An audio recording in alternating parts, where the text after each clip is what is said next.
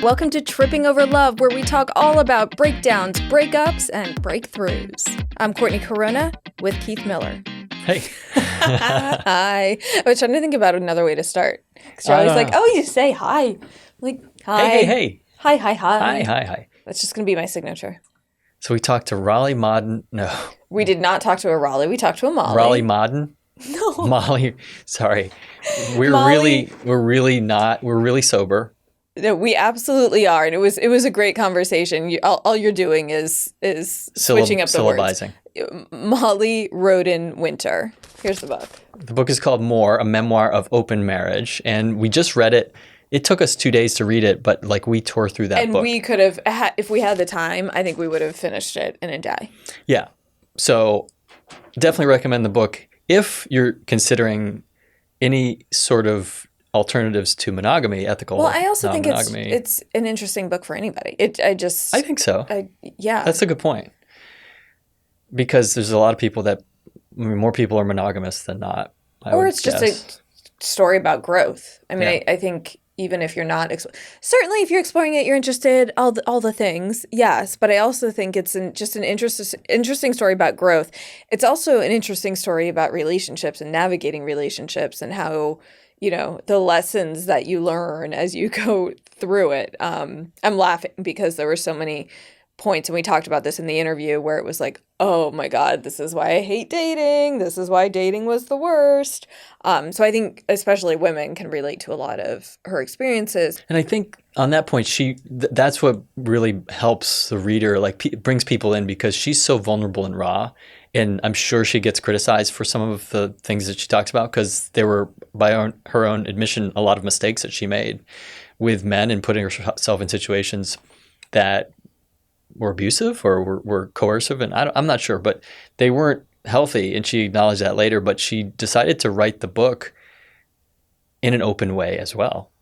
Mm-hmm. So I thought that was pretty cool. So yeah, I think it's an interesting read for anyone that's in a relationship. Yeah. It'll definitely start some conversations for you. An interesting interview as well.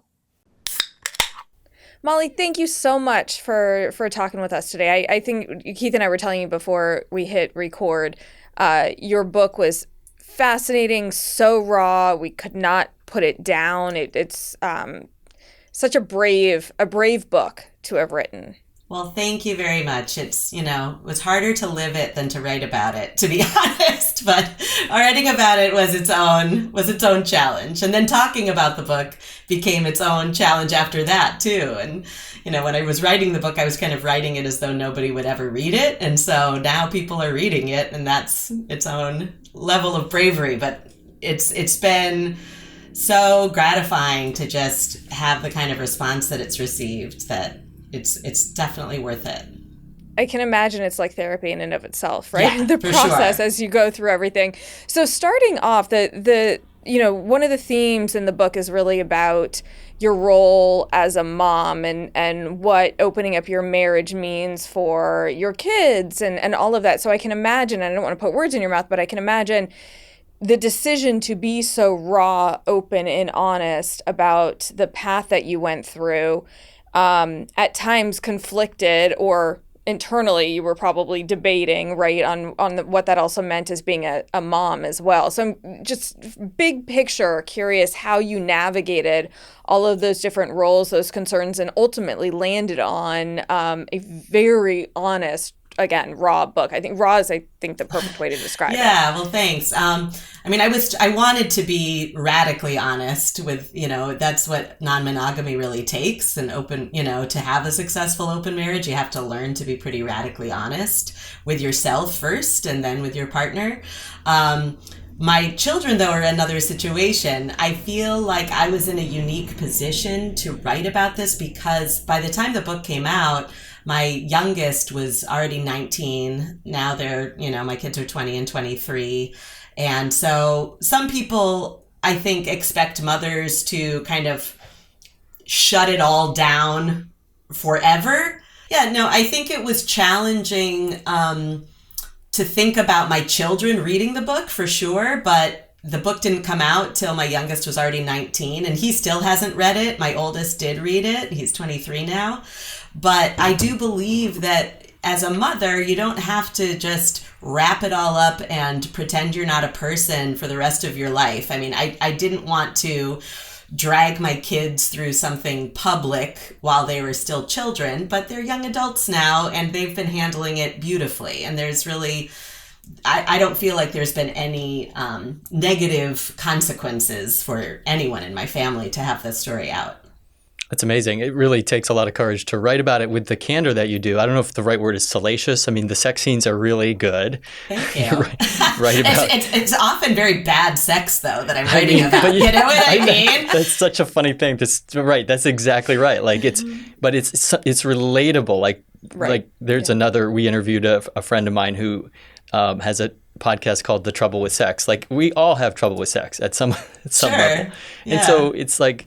But you're talking about motivation and desire and how women, especially moms, are expected maybe not to have desire. And then even having that conversation with your mom and the therapy that you did. What was it like deciding to write about that in that level of detail and not having like a tidy, sort of prescription to give people? Yeah, well, I'll tell you, the first couple of drafts were not very raw and honest. I thought I was being honest, but it was very removed. I was writing from this vantage point. I think I wanted to reassure the reader that, like, I'm okay now. Everything worked out. But I didn't really find my most honest voice until I started writing in the present tense. And I did that kind of as an experiment to see if I could just get a little more visceral into my memories. But I think that what that did was it did force me into really remembering the emotional reality of these different stages. It's so easy when we look back at our lives often to say, oh, there was this time when things weren't going well, and we can kind of sugarcoat it, or we can make ourselves look a little bit less, to blame, or we cover up things that we might feel ashamed of. And ultimately, I didn't want to do that. I'm not trying to convert people to non-monogamy, nor am I saying that it doesn't work. I believe it's absolutely a workable model. We're still non-monogamous after, we've been married 26 years and we've been open for 17. But I don't want anyone to think it's easy, because it's not. And I wanted to show really what it felt like for me anyway, in the most real way I could. I love the moment when you asked your mom if sleeping with other people would ruin your marriage. Like, I guess you were coming out to her and telling her, and she said, absolutely not. Like, what was that like for you? Yeah. I mean, she's like, spoiler alert for anybody who hasn't read the book, my parents also have an open marriage, or, as they would put it in the past tense, they're in their 80s now.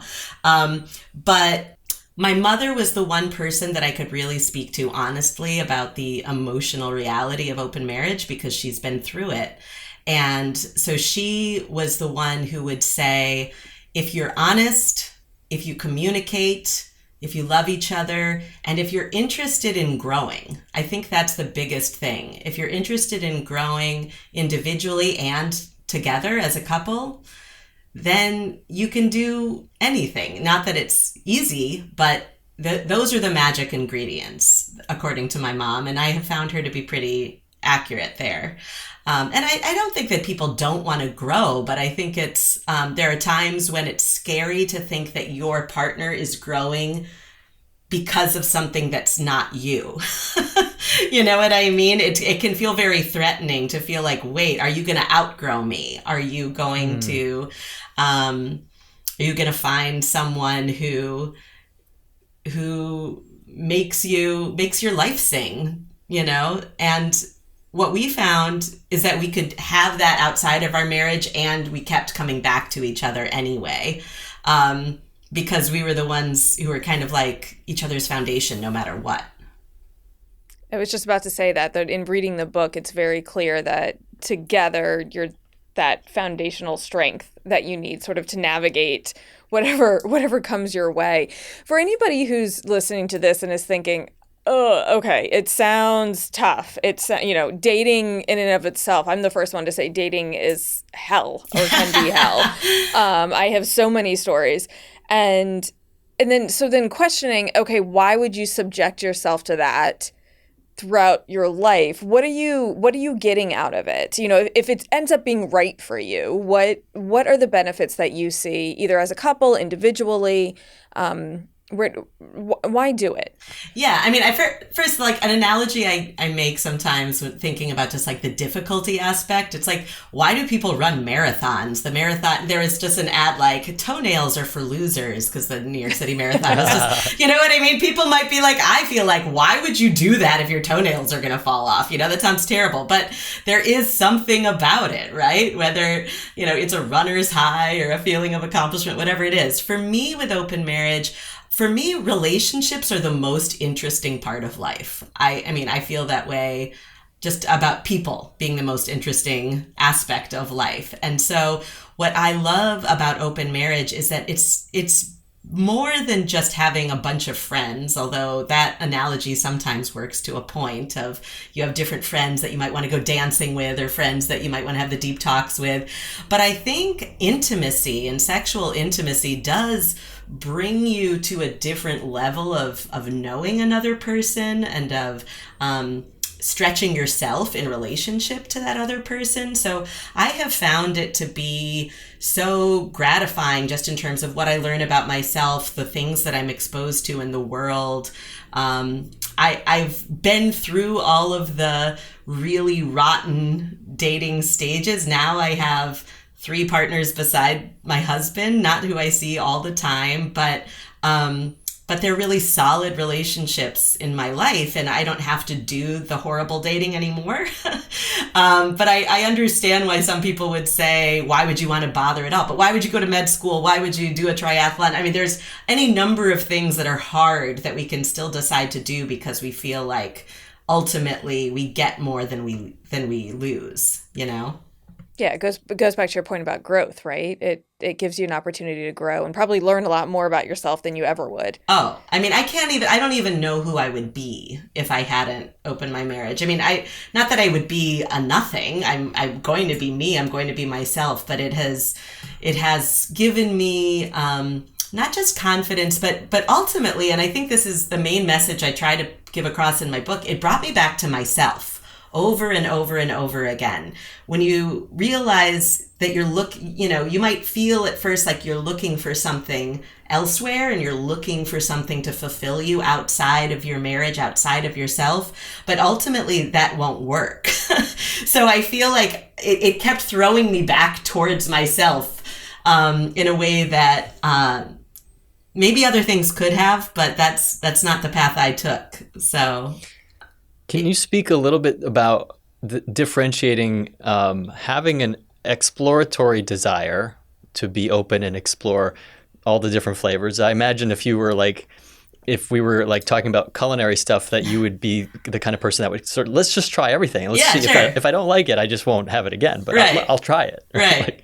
So you seem comfortable in that exploratory mode and have, for whatever reasons, developmentally, that's sort of one of your traits. Can you differentiate between using and overusing that, the desire, the trait of exploring and adventure perhaps, as something that would be covering pain? You mentioned the theme of escape was there quite a bit. Sure. About parenting, about the marriage. Yeah, absolutely. I mean, I think for me anyway, and I think it's probably true for a lot of people, having a therapist was crucial in all of this. We had couples counseling for 1 year as well, but then I had ongoing individual therapy, and I love my therapist. He's great, and he would never really let me off the hook of why I wanted to do the things I wanted to do and what I was looking for, what I was escaping from. What I loved about him too, though, was there was no judgment, because sometimes we do want to escape and sometimes we don't know exactly why we're doing what we're doing, but it's fun or we're just compelled to have something to shake up our lives. So I think he offered, and that's why there's so many, kind of therapy scenes in the book, because his voice is such an important part of what my journey was about. I got a big laugh out of the moment where, like your first therapy session, I think it was with the one that you continued with, you were eating a corn muffin of all things. Like you brought food into the session. Oh, you know what? That was the therapist who I ended up not being with later on. Oh, who like didn't remember who you were after the 50th session. Right, that one. Yeah, that was not my therapist, who I call Mitchell in the book. But yeah, having somebody who keeps you honest with yourself, I think, is crucial. But at the same time, doesn't try to prevent you from making mistakes. I'm not like a real believer in there being such a thing as a mistake. I believe that, again, you're either paying attention and you learn and you grow, or you're not paying attention and you'll just keep doing the same thing over and over and over and over again. And I did a fair bit of that also, and so readers might get, critical or frustrated with me, like, oh, what is she doing? But it makes them turn the page. Yeah, well, I mean, it's life, right? We don't always do what's best for us.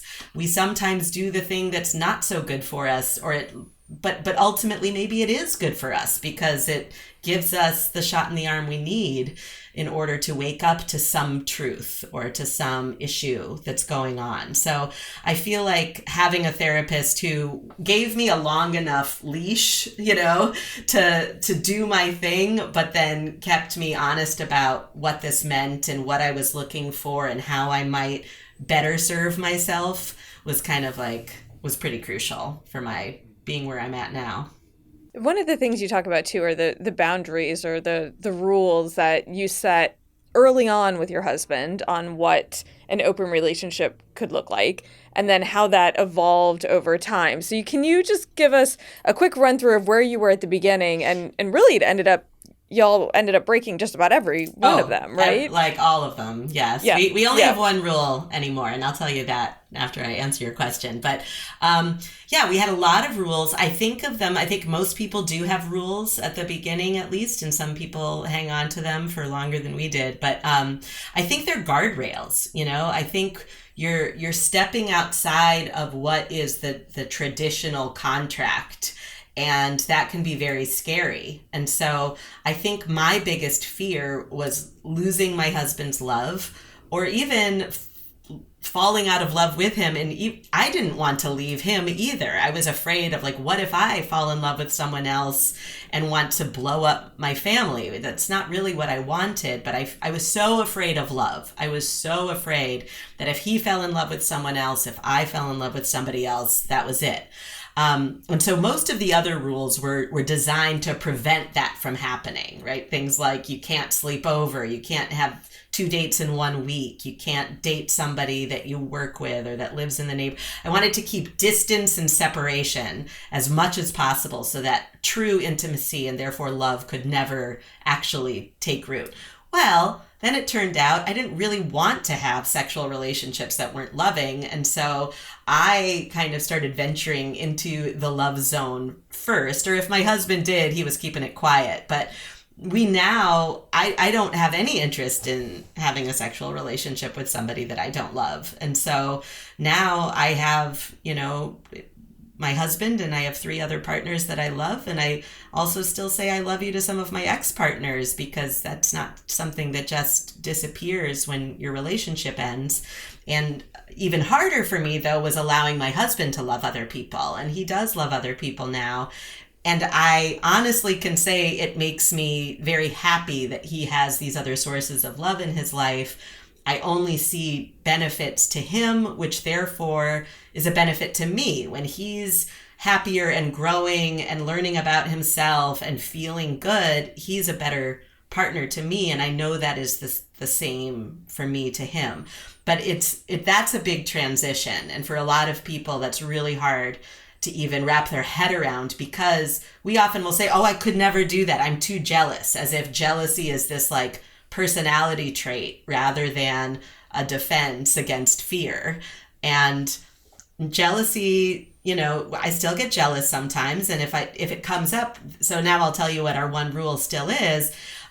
We can do whatever we want. We have full freedom, but you have to help me deal with any feelings that I have that come up. Right. Mm-hmm. So he knows he's not going, he loves me. So he's not actively trying to hurt me either. You know, if he's not making a date on our anniversary, for example, he's not doing things to, you know, throw crap in my face. He's trying to be respectful of me. However, sometimes I'll still get upset about something. I'll still feel hurt or jealous or, you know, kind of needy. And that's the price of admission. If I have a feeling, you have to talk to me about the feeling. You don't get to say, you shouldn't feel that way, right? And that's what we used to do. And Stuart will be the first to admit, he would say, what do you mean? You shouldn't feel jealous. You told me I could, but guess what? I do feel jealous. So you're going to have to help me with this feeling, hold me through this feeling,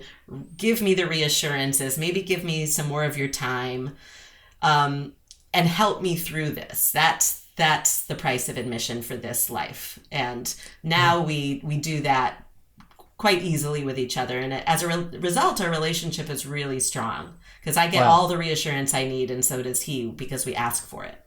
I mean, that's amazing. What strikes me about that, Molly, is that it's something that a lot of couples struggle to have, period. Never mind having negotiation over boundaries.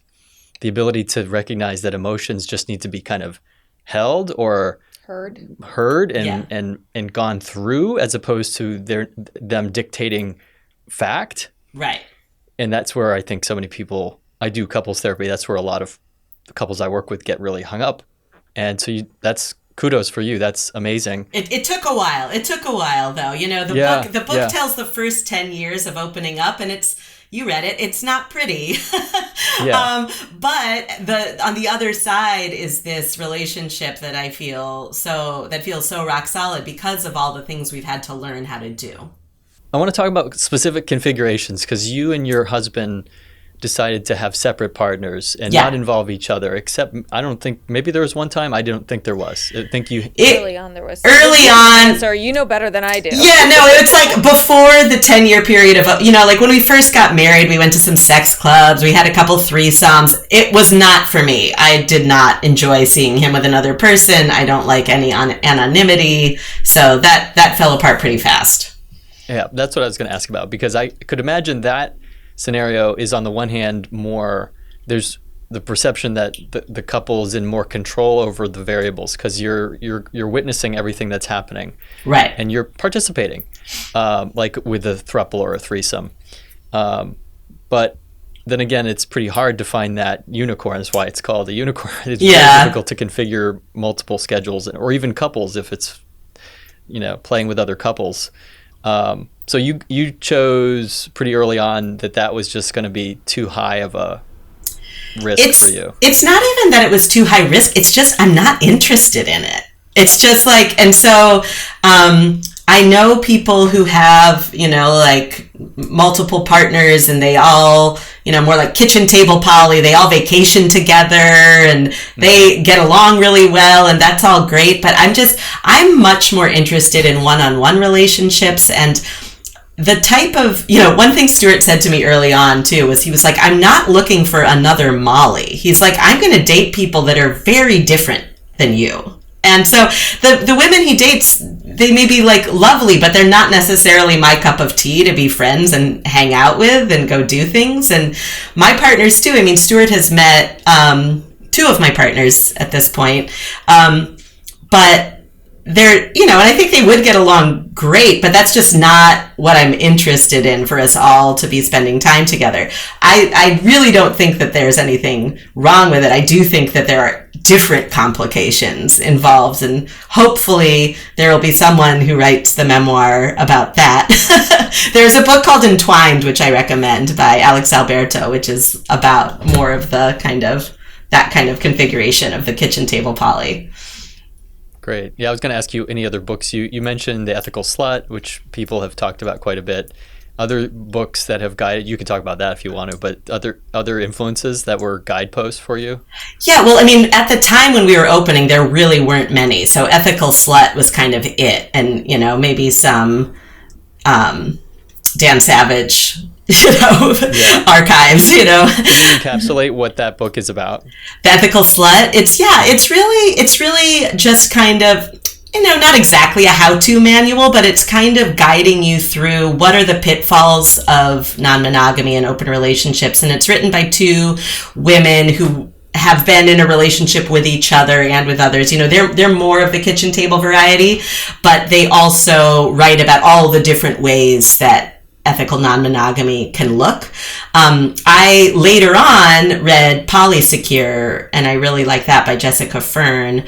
But part of it for me was like, there's so much learning by doing and trial and error, and there isn't just, it's kind of like, if you're getting married, you're not necessarily going to say, I'm going to read all the books about marriage and then I'll be ready. If with monogamy, we don't assume that you can read your way into doing a great job. I mean, I remember reading parenting books and realizing at a certain point that I was only reading the books that agreed with what I was already doing.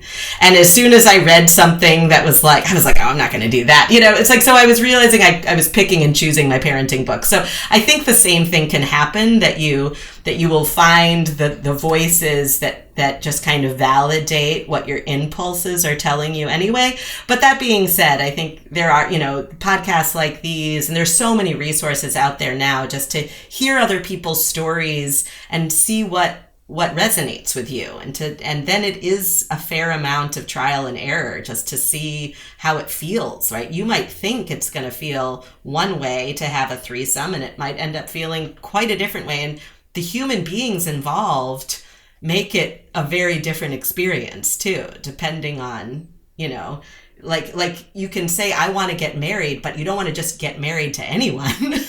You have to choose the right person who's aligned with the way you want to do relationships. Hence the insanity of dating and the dating apps and the way they're constructed today. I know, but I will say I have met two of my partners on OkCupid, so I don't know how many bad dates I had on OkCupid, quite a few, but my two of my partners I met that way.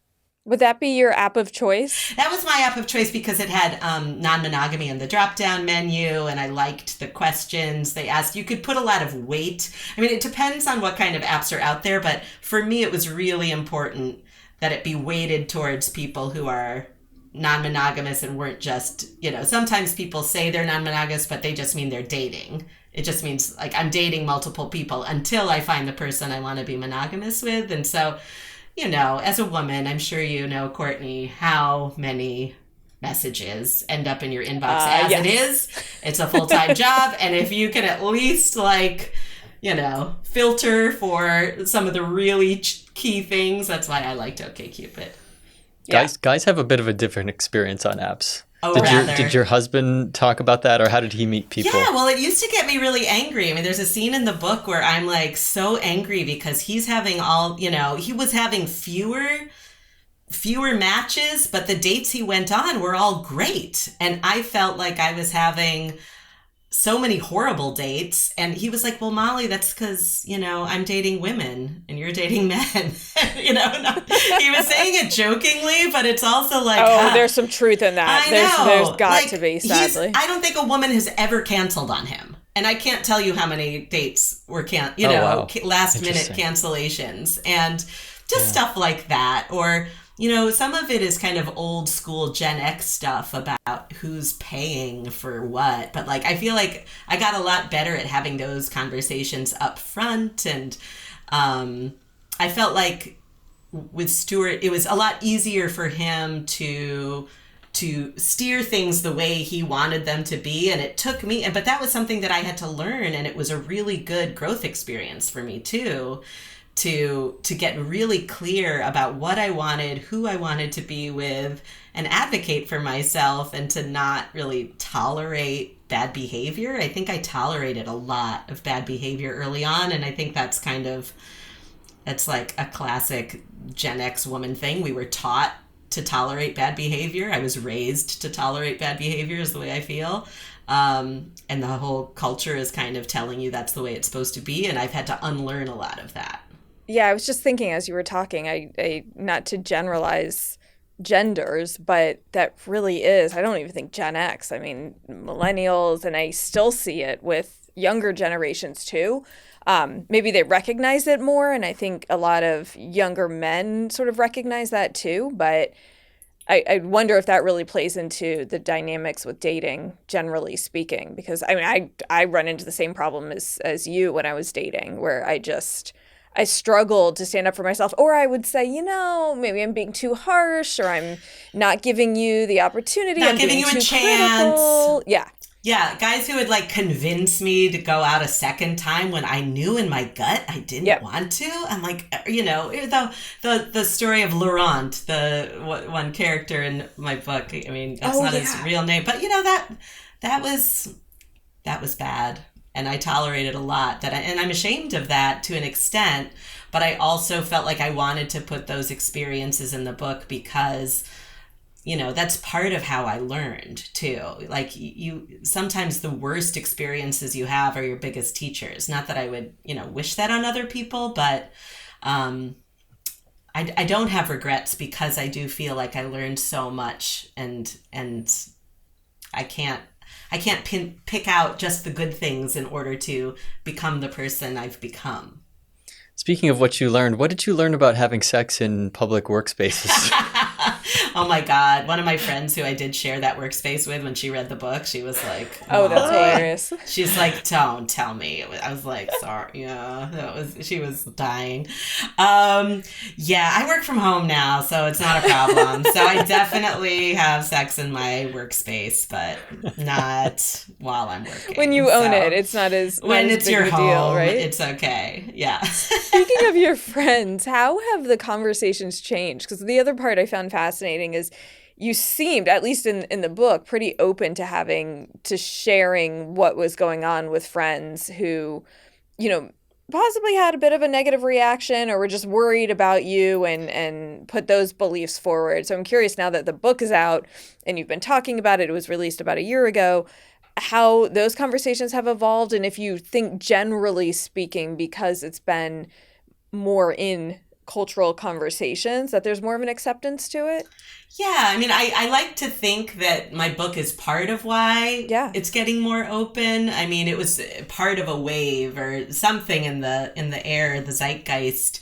But, there were a lot of publishers who rejected my book because they felt like it was not going to be read by anyone mainstream. They felt like it was just too far out there. So I think there's some movement in the culture for sure. And among my friends, I am, the book ends in 2018, just as I was like getting my stuff together, to put it mildly, right? So as I said, the first 10 years of opening were the messiest, and they make for the best story. And they're the most interesting because of the, kind of the way in which I learned how to navigate this, and I changed, and our marriage changed. And that's the story. But then the book didn't come out till 2024. So when people were reading it, I was able to honestly say, the stories that you're reading about now are not the way I'm conducting my life now. And I feel like the way I'm conducting it now is also interesting, and I do feel like I am working on another book, but I don't think there's so much to be concerned about anymore. There are people, of course, who believe that non-monogamy is wrong and that there is no way to do it in a way that is not harmful. But those aren't the people I hang out with, so that's not your audience. It's not really a problem. What are some highlights or lowlights from therapy? Because you mentioned, I think you raise a good point that not everybody believes non-monogamy is appropriate or acceptable. And I'm going to say that again because I just made a noise in my chair. No worries. I was just thinking that. I was like, that didn't sound good. These chairs always make it sound like I'm farting. We stupidly picked leather, and I'm guilty of it. It's either good or bad because we could fart. Well, I watched you cross your legs, so that's not what I thought. So but it was people who didn't see the effect. Motion with it. But everyone, the actual camera is like up here. So right. What was I saying? Highlights, lowlights. Highlights, therapy. Right. So therapists, obviously, they're humans. We're humans. We have biases and judgments, even though we may think we've trained ourselves to be really open.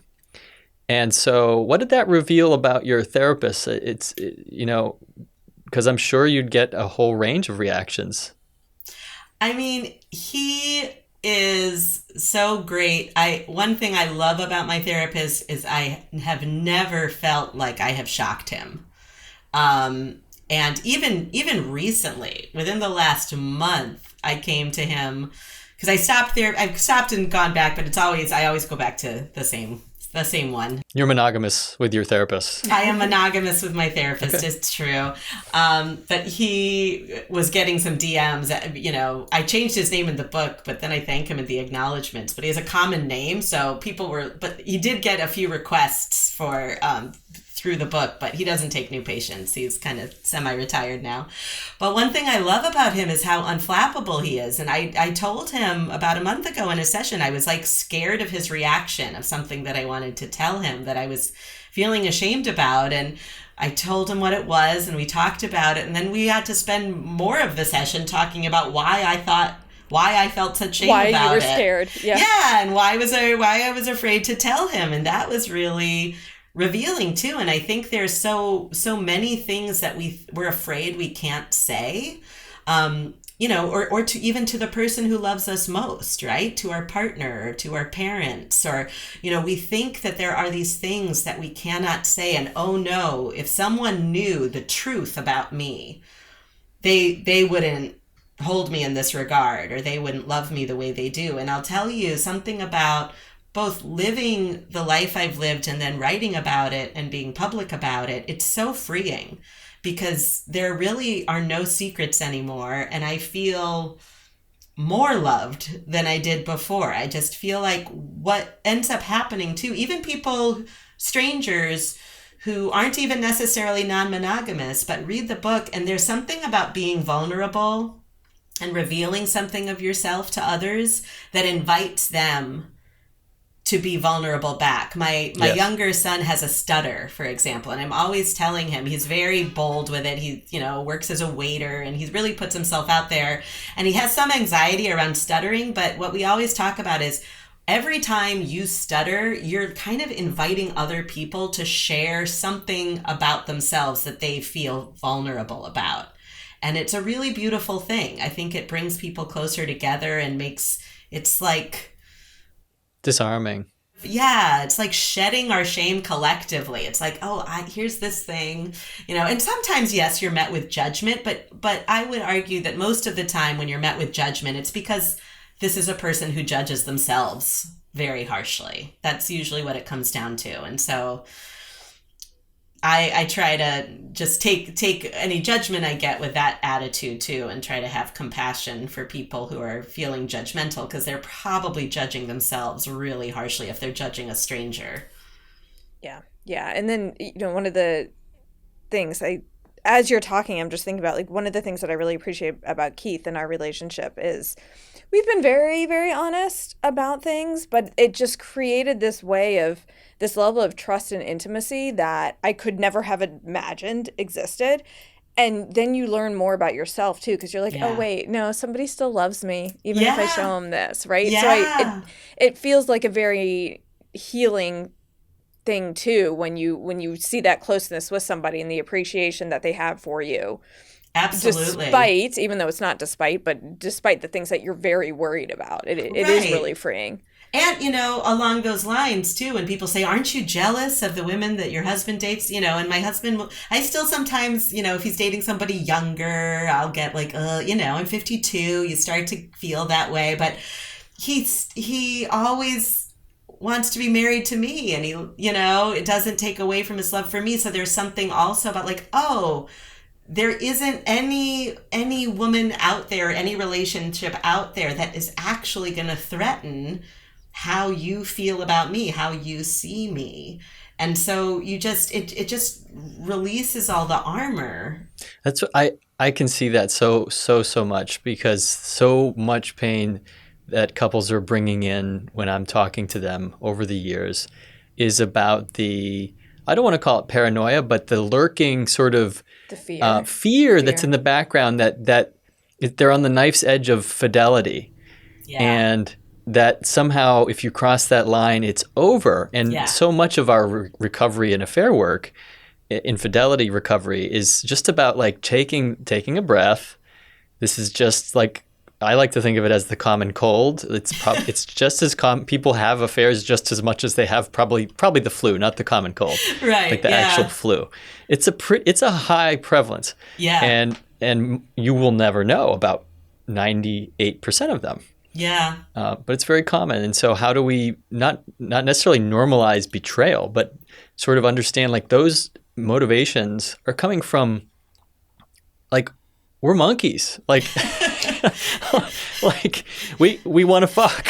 We want to, I mean, it's not like we are monogamous. So we have those parts of us in our brain circuitry that does, the mating instinct is very strong, but it's also the exploration instinct is very strong in like universally, right? Men and women. And I think what you're saying is that when you take away that, when you make the unthinkable just kind of part of it, right? So like without normalizing betrayal, like open marriage normalizes having physical relationships outside of your marriage. And once that is out there and it's happening and you're still happy together, then there's really nothing else to fear. I mean, people have said, like in comments on the book or whatever, like, this marriage will never last. And I'm like, we've been married 26 years. Like, you're like, let me look at the clock. It's been going. We've been open for 17. I'm like, I can't even imagine the thing that could happen that would break us apart, because we've been through the whole range of emotion. That's why we feel so solid now. Yeah, that speaks volumes to really the perspective that you're bringing on this. I got to ask though, like, did your sex life with your husband, is it better off because you've had these other experiences? Yeah. I mean, it was always good. So people have asked that too. Was there like a problem with, I never thought I was going to be interested in sleeping with anyone else because we had such a great sex life. But Stuart was like the fourth person I had slept with, and he's 5 years older than I am. And he dated a lot before me. I had like one boyfriend all through college and was very kind of virginal, although not a virgin. This is like us actually in reverse role. Opposite. Yes. Okay. Yeah. Cool. So we can relate. Yes. Yeah. Right. And so Stuart was like, there's no way you're going to be okay with only sleeping with me for the rest of your life. And I was like, oh, don't be silly, of course. But then I met somebody and I was like, oh, I do want to sleep with somebody else. So to answer your question, now I feel like we do get different things from different partners, but we also kind of bring it back to each other. So not everything. There are things that each of us have with other partners that would not be something we would want to do with each other. But it's still, I think we've both expanded our own kind of like repertoire and vocabulary and self-knowledge and skill set, right? Mm-hmm. So that when we are back together, I feel like I am in very good hands with my husband, and I'm like, I see why women want to be with him too. I'm like, and I boost his confidence that way too. When he feels, insecure, which we all do sometimes, I'm like, oh honey, no, you're doing great. Like right. To be able to come back from having a really great experience with somebody new and then say to your partner, you're actually amazing in ways that I didn't recognize until I had this experience. Right. And it's different with different partners, right? So it's not going to be the same kind of connection or the same kind of energy. And I think it took a while too. They talk about something in The Ethical Slut, which was really helpful for me, called just new relationship energy, right? When you're with someone new, they can kind of do no wrong. And it's important to not, like, once you've had a few experiences of that and realize, okay, that's like something new and exciting. And maybe Stuart isn't new and exciting, but Stuart is home base still. You know what I mean? Yeah. Stuart is where I live. And so you don't want where you live to always be new and exciting. You want where you live to be like comfortable. Comfy, yes. Right? Comfy and loving safe. And safe. And like, that's what I want from him. Totally. Can I tell my dad joke now? Sure, go ahead. Molly, you can tell me if this is funny. No, don't ask her. It's just going to be funny. You can't frame it like that. Okay. True. I shouldn't. I was judging him. Oh my gosh. Now I've made it even a bigger deal, and sorry. All right, here's the joke. Here it is. Let's hear it. So we're having Molly on Tripping Over Love today. Our show is about tripping, and we're having Molly. Isn't everybody so excited? Like, this is what they've been waiting for. But it turns out it's actually a person named Molly. Well, you know what? I like to think I'm the Molly of people. You are the ecstasy. There you go. I try to live up to my namesake. I try to be a good time. I love that. On a serious note on that topic, psychedelics, I work in that space in psychiatry with psychedelics, emerging psychedelics and ketamine primarily, and have had personal experiences that transformed and opened my sense of what was going on in my relationship, my marriage at the time. And it was transformative in a way I did not expect to. I went into that treatment for depression with ketamine, never expecting to have things surface about the marriage that was not perfect, but I was terrified of anything altering the stability of my marriage. Sure. And the terror went away. And then I could start to feel again. Mm-hmm. And then I paid attention to those feelings. And because I needed to deal with the depression, it was like, when your body stops doing what it's supposed to be doing, you're kind of like, it's going on strike until you listen to it. So I started listening to it, and it was instrumental for me. And I've heard that story from other people, but I've also heard people afraid of using psychedelics in a treatment or healing or even recreational way because they're afraid it's going to reveal secrets about, like, it's like life-changing, terrifying. It's going to make you hate right? your partner, hidden, Yeah. I don't know. Have you had experiences that are you willing to talk about? Yeah. So one of my partners did a journey a couple years ago, and it got me interested. I went off, I was on SSRIs for anxiety, and I went off the SSRIs because I knew that could impact the efficacy of the psilocybin. So I went off my SSRIs. I did the psilocybin journey. I went by myself the first time. But this other partner of mine is the one that I talked to the most about it. And he was a really important support for me as I was kind of trying to integrate. But then Stuart got interested. And so Stuart went back with me I did a second journey, and Stuart came with me, and it was really great. And then he ended up bringing one of his partners to do a journey later on. So I feel like we've kind of used non-monogamy to spread the love of the psilocybin. I didn't have one insight I got. I had some kind of like a parade of old partners coming back to me in my journey, telling me like smiling, even people that I was not happy with and had been angry with and felt like they, ended things badly, but they were smiling in this way. I was like, oh, you were in on it all along. We're all here to push each other to this next thing, right? What a wonderful feeling. We all have this role to play in each other's lives where it's all arranged perfectly. So I did have especially with two partners in particular, I felt this real forgiveness and gratitude even for the partner that I had in college, who was the guy I thought I was going to marry and broke up with right before I met Stuart. I actually was still dating him when I met Stuart, and Stuart was just waiting in the wings for me to break up with him. I'm like, I don't think I would have recognized how wonderful Stuart is if I hadn't had this relationship with this other guy end as badly as it did. You know what I mean? So wow. If you feel like there is something about those experiences, those journeys where you're getting the bird's eye view of your life and you see how it all kind of fits together, and it makes you feel a lot more relaxed. Again, that's why I say I don't really believe in mistakes, that things happen the way they're supposed to happen. And they, if you don't pay attention, maybe I would have had 6 or 7 or 8, maybe I would have had a number of really bad relationships and never married Stuart. I'm not saying there's only one way to go, but I'm saying that there are these lessons I think we're meant to learn. And if you tap into that and try to pay attention and learn, you're going to save yourself some suffering. Amazing. Yeah.